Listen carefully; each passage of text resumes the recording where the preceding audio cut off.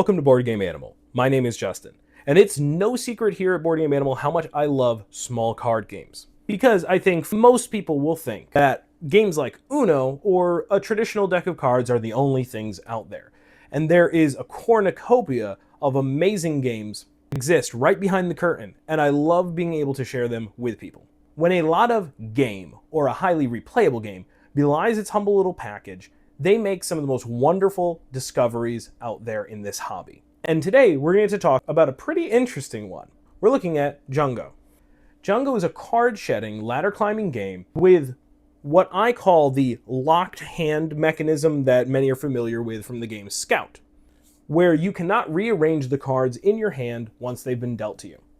The interesting hook of Jungo is as you continually play cards to beat previously played sets of cards, you have the option to either discard the previously played cards or add them to your hand.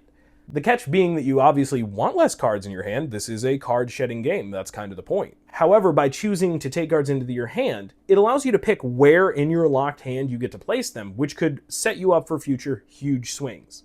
Now hold on a second, you're asking, what does that even matter? The point of the game is that you can only play cards that are next to each other, and you're trying to play them in sets to beat a previously played set that's already on the table. And when you have nothing immediately playable, you get to venture out into the Jungo, the draw pile, and either add the card to your hand anywhere, like we mentioned earlier, or play it by modifying it from your hand, or just discard it if you don't want it. The game is filled with a lot of options, but it really is that simple. One thing that I want to particularly note about this game when it comes to that simplicity of play is that essentially all of the rules of the game are taught on the back of the box. There's a rule book in here, but the fact that you can get the entire gist and spirit of the game just by looking at the back of the box for a minute, I think makes a stellar little game just all the more approachable. Now, equally simple was me determining my feelings for the game. When it comes to card-shedding games, or by extension, trick-taking games, or any hand management little card games, they typically, not always, but typically fall into one of two categories. On one side of the line, you have games that you can just teach anyone. Maybe there's not too much depth to them, but they do have an approachability that you can pull them out with any game group. It's really simple. Folks who've never played hobby games before, they're either excellent onboarding or a great game just to play with friends who may not necessarily want to get into the hobby, just to play while having a good time hanging out. Easy, light, not intimidating.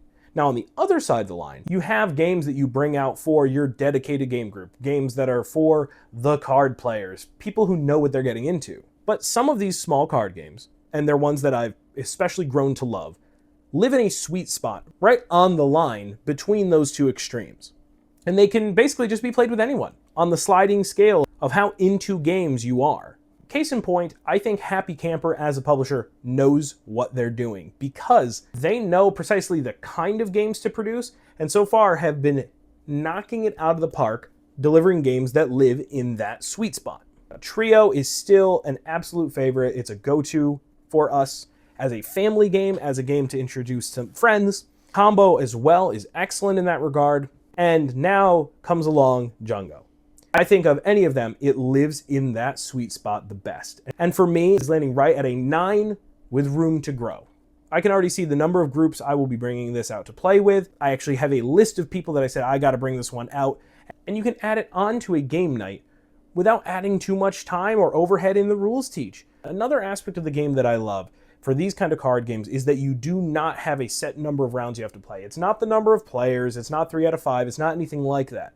It basically is a hand, and then you can just play another hand, and you can keep doing that. And in a way, it just encourages replayability even more because of how streamlined and simple one play of the game is.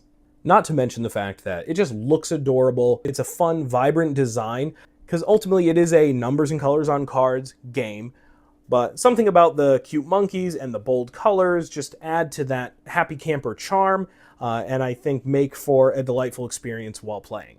So yeah, the hearty recommendation from Board Game Animal. Please definitely check this out if you get the opportunity. Thank you so much for watching, liking, and subscribing. Thank you to Happy Camper for being a friend of the channel, sending us a review copy of Jungo. It is greatly appreciated. Happy Camper's track record at this point is super crazy. I can't wait to see what else is in store for them in the near future, because believe me, we will be here to be talking about it.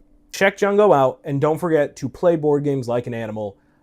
especially like an adorable little monkey. You know, I'm really surprised you didn't use this as yet another opportunity to break out into some Lion Sleeps Tonight parody. In the jungle, the mighty jungle, I played a pair of cards. You In know the you're still jungle. recording, right?